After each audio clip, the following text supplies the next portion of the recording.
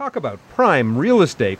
When the Regent Bal Harbour condo hotel went on the market during the peak of the real estate boom, it fetched some of the highest prices in Miami. Nice place. Spectacular during season, $1,200 a night. Only millionaires need apply. Until now. When the Miami real estate market crashed, realtor Peter Zalewski started a company called Condo Vultures, and it was no joke. Where are we going? We're going up to a 10th floor unit. Look at that view. That's a trophy. So this is a nice hotel room. This is a nice hotel room. You know, you have a great brand of nuts over here. You have some nice nuts. But what is it? So somebody owns this and then it's rented out as a hotel. Yeah. It's 510 square feet. Here are the numbers, and they're staggering. Units like this sold for $550,000 back in 2005. Last week, the same condos sold for $32,000 when an investment fund bought 51 heavily discounted units from the bankrupt builder. You're saying that this was once worth $1,100 a square foot. Absolutely. When will it be worth $1,100 a square foot again? I don't think I'll be allowed to see it. Seriously? Seriously. Never? I mean, listen, I'm 39 years old. I don't think I'll see this place worth $1,100 a square foot. I might see it worth $500 to $600 a square foot. Don't rush for your checkbook. The Regent was a one-of-a-kind deal. The buyers bought most of the building. But the news now is that prices are falling so far that properties are beginning to move. The Regent is one of 9 bulk sales that have seen so-called vulture funds scoop up hundreds of condos at discounts of 50 to 90%. Don't let the opportunity of a lifetime pass you by. Last night, we sat in on a seminar for first-time homebuyers looking at getting in the market. The salesmanship sounded a lot like the hype we heard during the boom. You really need to buy a home now if you don't own one. And if you do own one, you really need to trade up because you'll never have a better opportunity. Sitting in the audience, we found Carlos Bergagnon. He doesn't need to be convinced. He thinks the time is right.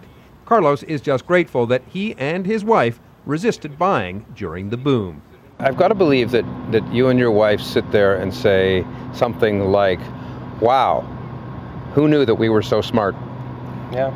To be so slow. Procrastinating would pay off, but it did, and I just, again, couldn't be happier about having stayed out. So now it's like you've got a second chance. Yeah, now that the market is correcting itself to the prices as they should be, you know, it's definitely the time to get in.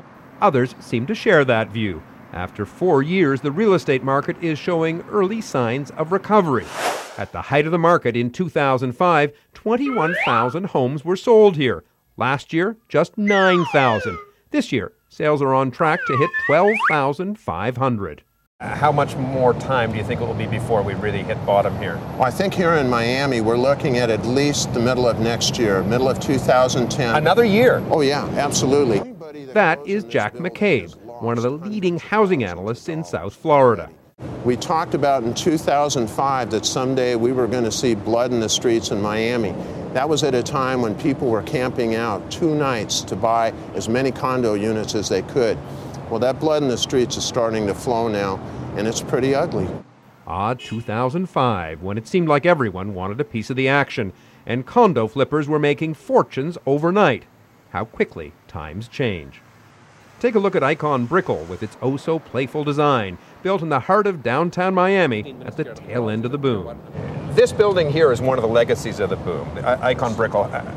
How many units there? 1,600 condominium units and another 154 hotel units. And how many have actually closed? A total of 31 closings in the 7 months since it's been finished. 31 out of 1,600? That's correct. It's empty. It's ghost town in the sky. But with sales inching upward, the storm clouds over the Miami real estate market are beginning to clear just a bit. Carlos Bergagnon told us that just last week, he and his wife put in an offer on this home blocks from downtown Miami. He's confident that at $330,000, he got a good deal. And this is typical of what is selling. 86% of the homes and condos that have sold this year are going for under $350,000. So what do you have here? This is a duplex. It's a 2-2 on one side and a 1-1 on the other. So what are you going to do? You're going to live in one, rent the other? Correct. We're going to live in the 1-1, and we currently have tenants in the 2-2 that have to live out their lease. And how does that cover your mortgage, the rent on the second one? It'll pay a substantial portion, about half of it. If people say to you, is this the time? Should I get in the Miami market now? What's your answer? I would say yes, definitely. Absolutely. For first-time homeowners, absolutely. For people that want to speculate, that's a whole other, animal itself. Coming from an amateur, that is probably good advice. Listen to the expert. Who should be looking at buying and who should stay away at this point? Well, I think if you're looking for your own home and you have a 5-7 year or longer time horizon that you're going to be, now's a good time to be looking. And there are some early deals out there that do make sense. But if you think you're going to make money in a quick flip in the next 3 to 5 years, I'd say you're probably better off in the stock market because it's going to take a long time before these prices ever come back up to where they were. The bottom of the market may be closer, but recovery is still a long way away. I'm Jeffrey Kaufman for Nightline in Miami.